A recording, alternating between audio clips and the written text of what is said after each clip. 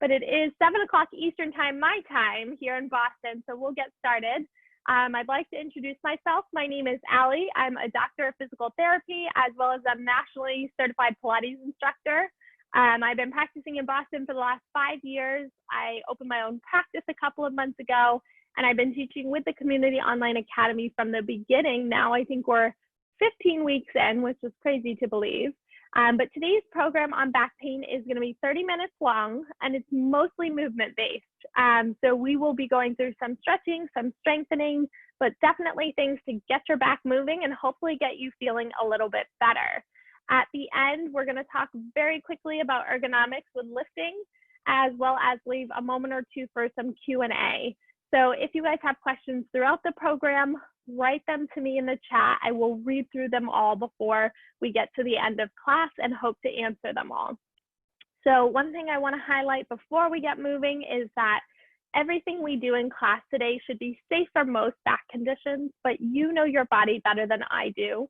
And you may need to just modify or even take a rest for certain exercises if it doesn't feel right for your body.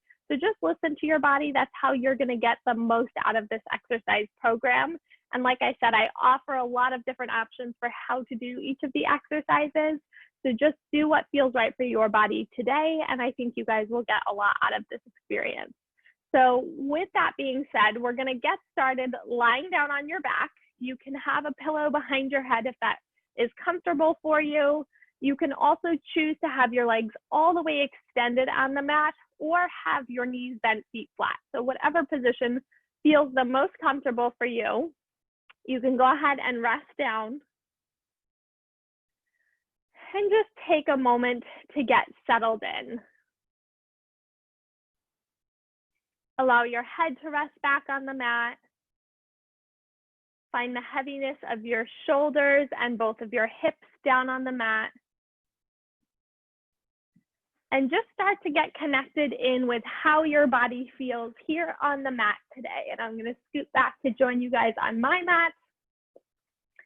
And as you lie here, see if you can tune your attention into your breathing. And know that there's really no right or wrong way to be breathing this morning, but just notice your breath. And maybe see if you can make your breath a little bit deeper, a little more expansive when you inhale. And when you exhale, see if you can let go of a little bit more air than you might normally. And this increased, expanded breathing pattern can actually help to start to recruit some of the deeper muscles within our core, as well as relax some of the muscles in our back that tend to be tight and spasmed. So we'll try one more big breath just like this. And then we'll let it go. And very gently start to go into some pelvic rocking. So all you're going to do is think about tipping your tailbone towards your face and then unraveling to let it go, closing the space under your low back and then opening the space underneath your low back. And this should be within your spine's comfortable range of motion. So no discomfort or pain or stress. It should just be a nice and gentle rocking back and forth. And if this is the first moving you're doing all day, then it might be a little bit stiff, and that's okay. Just work within what's comfortable for your body right now. If you've been taking my classes a few times, I want you to notice what muscles you're using to do this exercise. And I want to see if you can create this pelvic motion without pushing into your feet or squeezing your bottom. Okay, so there's not a right or wrong way to do this, but you can actually get a little bit more core work doing this pelvic tilting by not squeezing your butt muscles or pushing into your feet. So just give that a try here. We'll do 2 more. And last time, and then we'll settle somewhere right in the middle. From here, you can walk your feet together, your knees together, and allow your arms to rest out by the sides. And we're going to bring some very gentle rotation into our lower back. So from here, rock your knees side to side. very gently, nice and easy. You're only lowering the legs as far as they can go without pain or soreness in your low back. And so that range of motion might start off a little bit small, which is fine. I want you guys to just work within what's comfortable, but hopefully as you move a little bit, that range of motion will get a little bit bigger. So nice and easy, gentle rock side to side. Noticing that your hips may leave the mat, but I want your shoulders to stay down on the mat. And this rotation movement is what helps us to be able to twist without soreness in our lower back. We'll try 2 more here.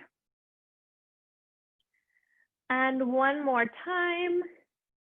And we'll settle into the middle. Excellent. We're going to now get into a little bit of strengthening work for our glutes, our hip muscles, and they are what provide support for our spine when we're squatting, when we're bending over, and certainly when we're lifting things.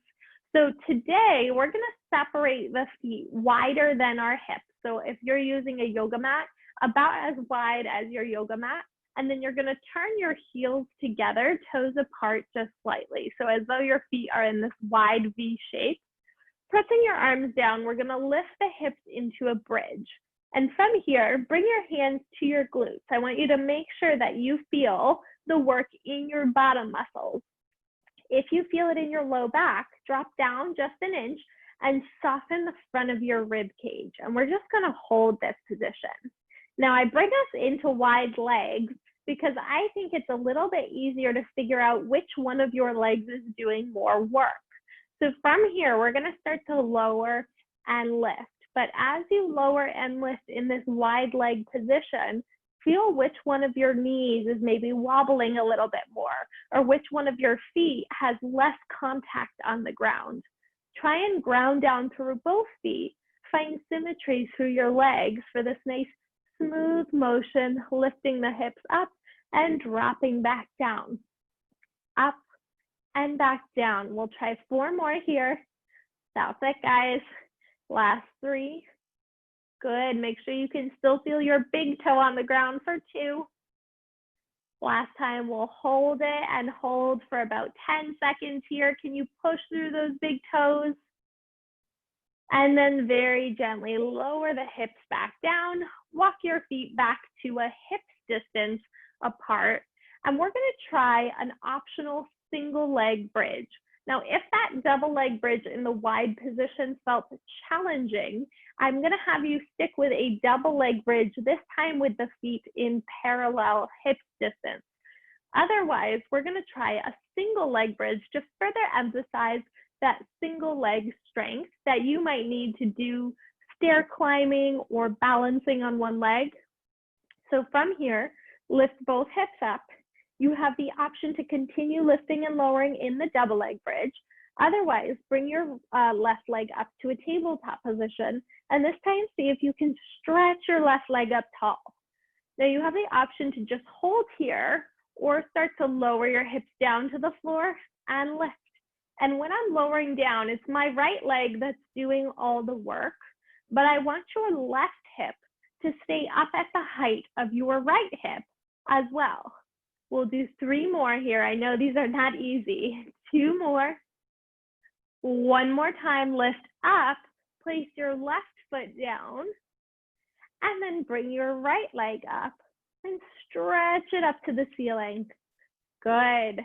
From here, we drop down and lift, down and lift. 4 more. Keep pushing through the left big toe. That's it. Grounding through the inner thighs. 2.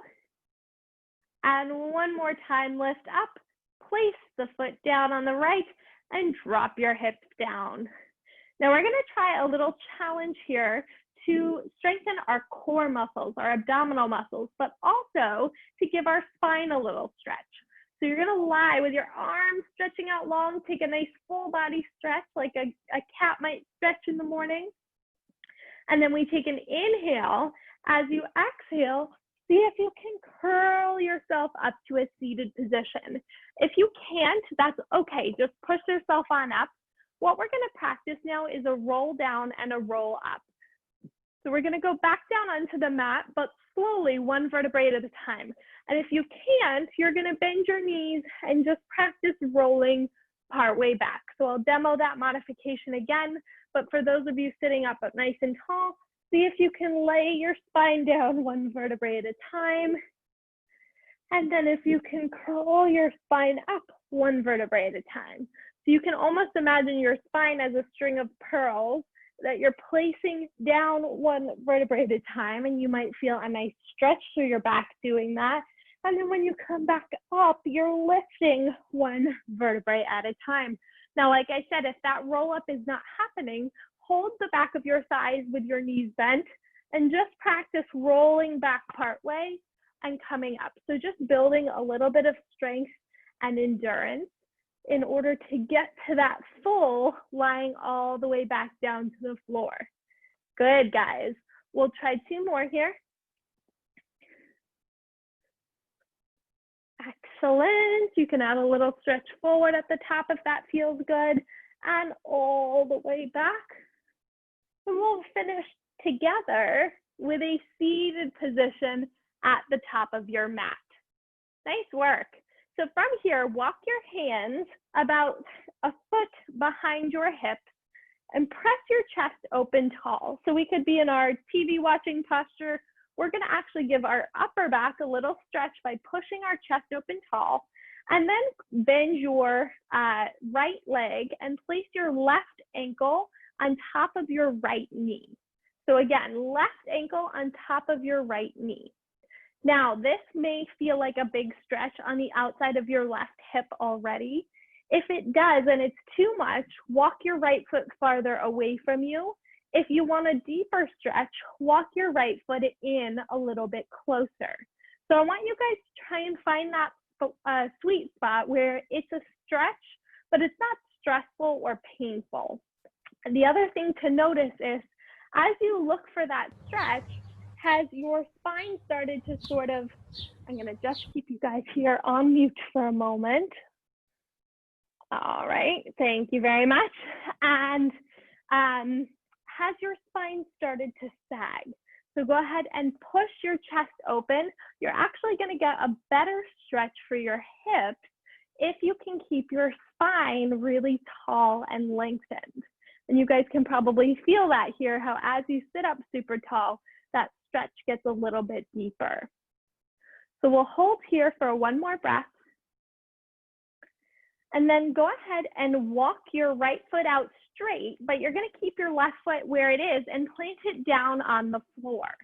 We're going to add in a gentle spine twist by now taking the outside of your right hand to the outside of your left knee, walking your left hand back behind you, and just finding a gentle twist.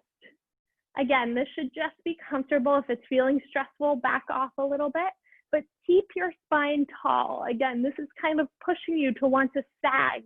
Can you open up your heart, sit up nice and tall, take 1 more deep breath here, and then we'll go ahead and release that left leg and set up for the other side. So hands again are about 6 to 12 inches behind you. Bend your left knee and place your right ankle on top of your left knee. And you can move that left foot farther away from you or in closer until you find the sweet spot of that stretch. And this side might be different. We often have 2 totally different hips that move in different ways and are tight in different ways. So just notice that. Part of the reason we are stretching our hips is because our hip muscles attach to our pelvis. And our pelvis, as you could see from the beginning of class, the way that it moves affects how our lower back moves. So if we are looking to improve the mobility around our lower back, it's super important to keep these muscles in our hips nice and flexible. It's also important to keep them strong, and we're going to do a little bit of strengthening for them later in class today. So we'll hold for 1 more breath. And then go ahead and walk your left foot out straight, and you're going to plant your right foot down on the mat. Then take the outside of your left hand to the outside of your right knee, sit up nice and tall, Walk your right hand back and find a gentle spine twist. And in this twisting position, sometimes this can be intense for our bodies, and our bodies like to respond by holding our breath. Just notice that and see if you can let your breath be comfortable and be natural. We'll take one more big breath here. Good. And then we're going to come all the way on over, flipping to an all fours position. So our hands are going to go directly underneath our shoulders and our knees directly underneath our hips. Now, if you have sensitivity to kneeling, this is a great place to put a pillow underneath your knees. If you have sensitivity to being on your wrist, two things. I encourage you to try it because one, it takes a little bit of strength in your wrist to get comfortable here. But also, a lot of times I see people have wrist pain when their shoulders are in front of their wrist. Just push your shoulders behind your wrist very slightly, and it should be much less stressful. Now, once we're in this position, we're going to start to draw circles with our whole body. And so the point of these circles is to, again, stretch and mobilize the hip joint. And the hip joint itself is a ball and socket joint. I like to imagine it like a golf ball on a golf tee. And so if you can imagine that golf ball balancing there, to stretch the joint, you need to move it in a circular direction. We're going to change directions now, reverse those circles, and see if you can challenge yourself to maybe sit back a little bit farther or reach to the side a little bit farther. And you might find, wow, one side is much tighter than the other. That's okay, just notice it. All we're trying to do is warm up that joint in its full circular range of motion. One more time here. Good. Okay. Now we're going to build into a little planking movement, but I'm going to give you guys two options here. So you can do your plank up on your hands and toes. You can also do your plank on your hands and knees.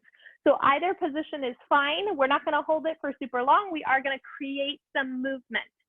So I'll start up on my hands and toes. You can find your hands and knees if you would like, but imagine somebody stretching your spine in both directions, no matter what setup you're in.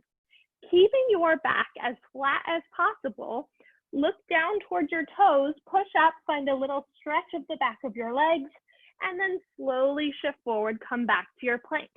Again, look down towards your toes, lift the hips up to the ceiling, and come back down. If you're on your knees, it looks like a push back into a child's pose, and then a shift forward into the plank.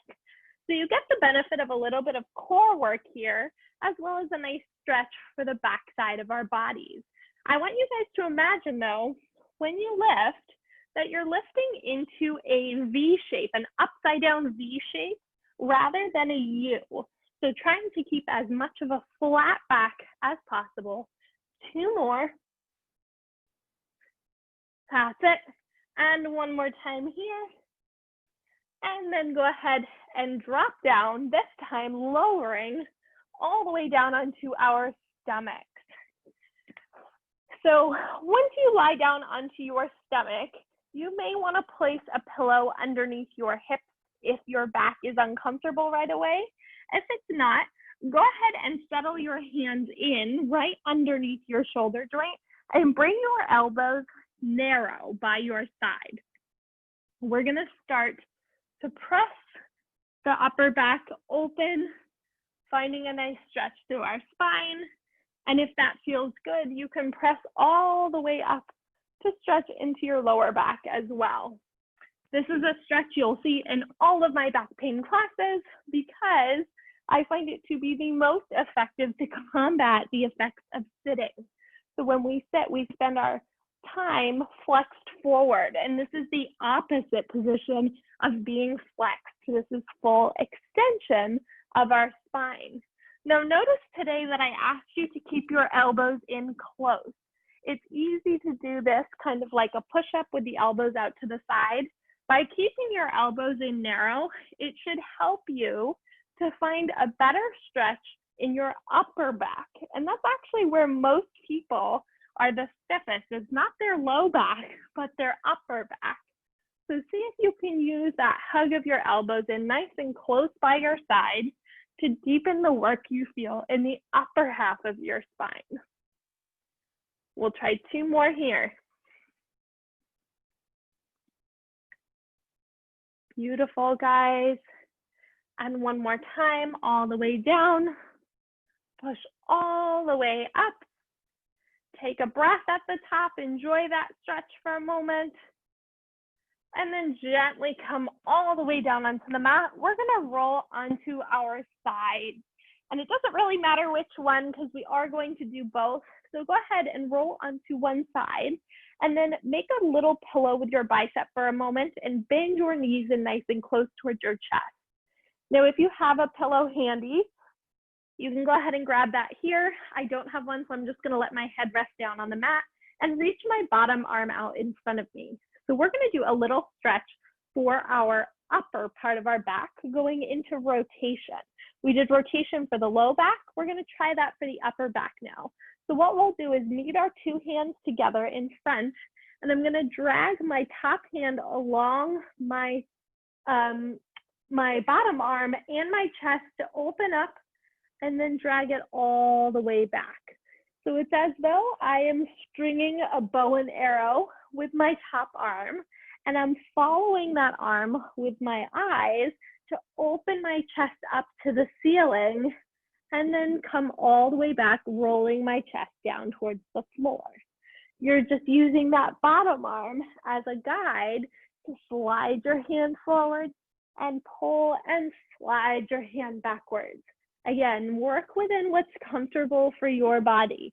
If you feel this in your low back, bend your knees in a little bit closer to give yourself a little bit of extra support. Good. Try 2 more here. Excellent, guys. And 1 more time. Good. And then make a little pillow with your bicep, again, on the bottom arm. We're going to go into some strengthening for the side of our hip muscles. So my right leg, in this case, I'm laying on my left side, top leg is going to go out straight. Bottom leg stays bent. Can you reach that top leg a little bit farther away from you? And then bring your top hand to your top hip. Your 2 hips should be stacked on top of one another. Keeping them there, we're going to start to lower and lift, lower and lift. Now, the work should be in that top hip. If you feel it in your spine, chances are your leg movement is a little bit too big. So see if you can make it smaller. It is not less effective with a smaller movement. In fact, sometimes it can be a little bit harder to control. And with that top hand, you should feel the muscles on the outside of your hip work. These are the muscles that help control our spine with sideways movements or twisting movements. They also help our spine when we're carrying something that's asymmetrical. So maybe a bag of groceries in just one of our hands. Try 2 more. And last time, bend that knee back in. And from here, we're gonna press ourselves on up to a seated position. So I still have my legs splayed off to the side. I'm sitting down on my left hip. You may be on your other side, that's okay. If you need to straighten out your legs or sit in a cross-legged position, that's fine here.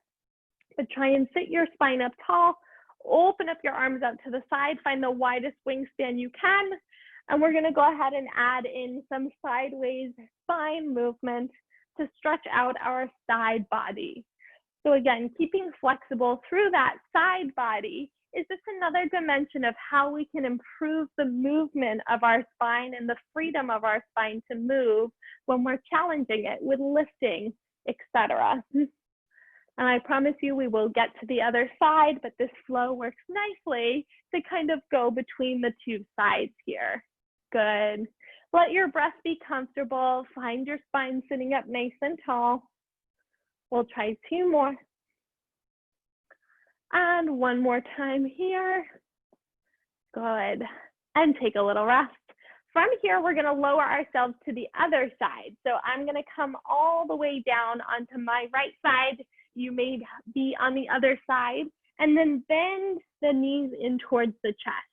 This is an important step. Make sure your knees are in nice and close. This is what makes the stretch that we're about to do go into our upper back and not our lower back. And that's not a bad thing if it were to go in our lower back, but we already addressed the low back. We want to address the upper back. So now straighten out your bottom arm, let your head rest down, and you're going to reach your top arm forward, drag it along the bottom arm, opening up, and then rotating, dragging that hand forward once again. So while this looks like a movement of the shoulder, this is really meant to target your upper back. And our upper back attaches to our rib cage. So by adding in a comfortable deep breath, you actually get a bigger stretch here. So just notice that.